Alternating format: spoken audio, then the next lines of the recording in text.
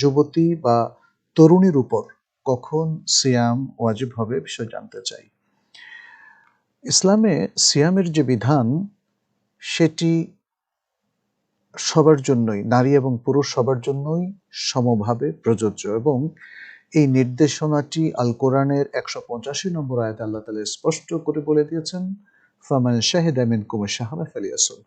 অতএব তোমাদের মধ্য থেকে যে ব্যক্তি এ মাসে উপস্থিত থাকবে, এ মাসকে প্রত্যক্ষ করবে, সেই জন্য সিয়াম রাখে।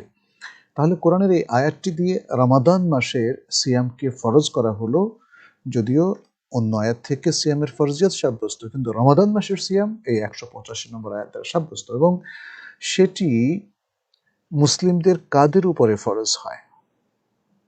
সেটি হলো যিনি মুসলিম থাকবেন এবং আকিল হবেন, বালেগ হবেন, এবং এমত অবস্থায় রমাদান মাসে তিনি উপস্থিত থাকবেন, সফরে থাকবেন না এবং অসুস্থ হবেন না। আর নারীদের ক্ষেত্রে সিয়াম রাখতে যে নিষেধাজ্ঞাগুলো আছে, যে বিশেষ অবস্থা, সেই বিশেষ অবস্থা তারা থাকবে না, যেমন হাইজ এবং নেফাস।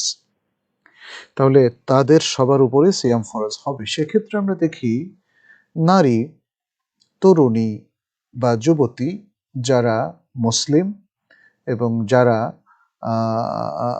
আকলের দিক থেকেও সালিম, অর্থাৎ সুস্থ বিবেক সম্পন্ন, এবং তারপর যারা বুলুগের বয়সে পৌঁছেছে এবং মানে ফিজিক্যালি ম্যাচিউরড হওয়া বা বালেগ হওয়ার বিষয়টা অনেক কিছু দ্বারা সাব্যস্ত হয়। ছেলেদের ক্ষেত্রে কিছু কিছু ভিন্নতা আছে, মেয়েদের ক্ষেত্রে কিছু কিছু ভিন্নতা রয়েছে। যেমন মেয়েদের ক্ষেত্রে তাদের যে মাসিকটা যদি শুরু হয়ে যায়, কিংবা শরীরের বিভিন্ন জায়গায়, যেটা কমন ছেলে এবং মেয়েদের ক্ষেত্রে, যদি কোনো প্রসব গজায়, অথবা তারা যদি এহতেলাম, যেটাকে আমরা নাইট প্রেশার বলি, সেগুলো তাদের শুরু হয়ে যায় ফিজিক্যালি, এবং তাদের ইজাকুলেশন যদি হয়, ইত্যাদি নানা ধরনের যে সিম্বলগুলো আছে সেটার দ্বারা বালেগ হওয়া সাব্যস্ত হয়। এবং তারপর আমরা যেটা বললাম, সেই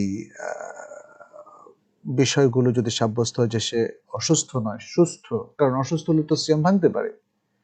ফরজ হয়েছে, বাট সেটা পরবর্তীতে সে আবার কাজা করতে পারে, কিন্তু যাকে ইনস্ট্যান্টলি এখনই রাখতে হবে, সেক্ষেত্রে তিনি সুস্থ হবেন এবং সফরে থাকবেন না।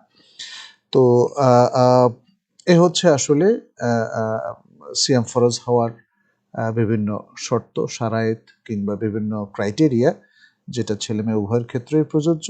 তবে যুবতীদের ক্ষেত্রে হয়তো আমরা আলাদা করে এখানে বিশেষভাবে উল্লেখ করলাম, যাতে করে যে কোনো মেয়ে যে হয়তো স্কুল গোয়িং কিংবা কলেজ গোয়িং বা ইউনিভার্সিটি গোয়িং, তারা সহজে বুঝতে পারে তার উপর কোন কোন অবস্থায় সিয়াম ওয়াজিব হবে।